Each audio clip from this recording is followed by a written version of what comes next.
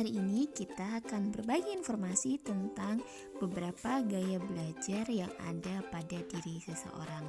Ini penting loh supaya kita dapat menyesuaikan strategi belajar kita dengan gaya belajar yang kita miliki.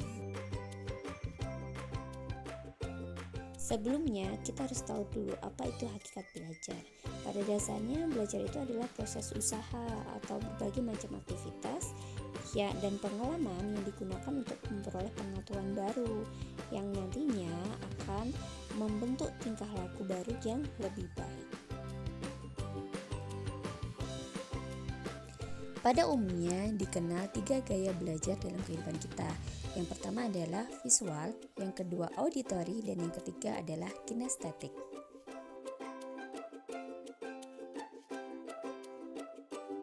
Terlebih dahulu, kita akan mengenal tentang ciri-ciri dari gaya belajar visual.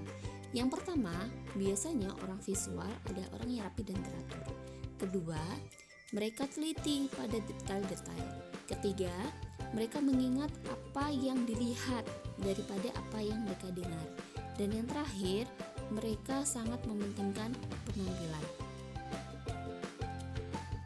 Selanjutnya, apa sih sebenarnya strategi belajar yang cocok bagi si visual ini? Yang pertama, si visual disarankan untuk menggunakan gambar, diagram, dan peta untuk mempelajari suatu hal. Kedua, membuat coretan simbol atau tanda-tanda penting pada catatan atau teks yang dia pelajari. Ketiga, menggunakan video dan gambar berwarna untuk tontonan yang dilihatnya. Kemudian yang terakhir adalah membuat pengelompokan pada sesuatu yang sedang dia pelajari. Gaya belajar selanjutnya adalah gaya belajar auditory.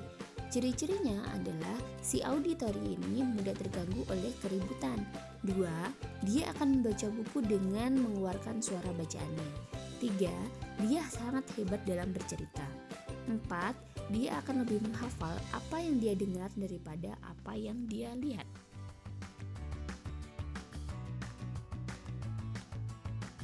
Berikut adalah strategi belajar yang disarankan bagi auditory.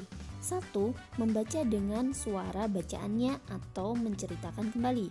2. Menulis ulang apa yang dipelajari atau membuat ringkasan. 3. Melakukan diskusi, debat, dan wawancara dengan beberapa orang. 4. Mendengar melalui kaset, seminar, atau lokakarya. Gaya belajar terakhir adalah gaya belajar kinestetik. Biasanya si kinestetik ini berbicara dengan perlahan.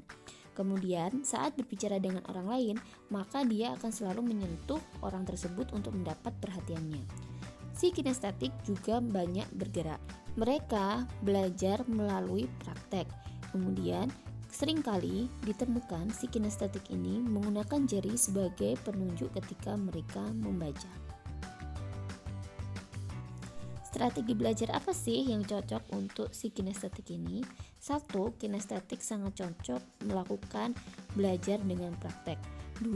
Mengamati demo atau praktik orang lain. 3. Melakukan drama atau bermain peran. 4. Menggunakan model alat praktek. 5. Menggunakan gerak dalam belajar.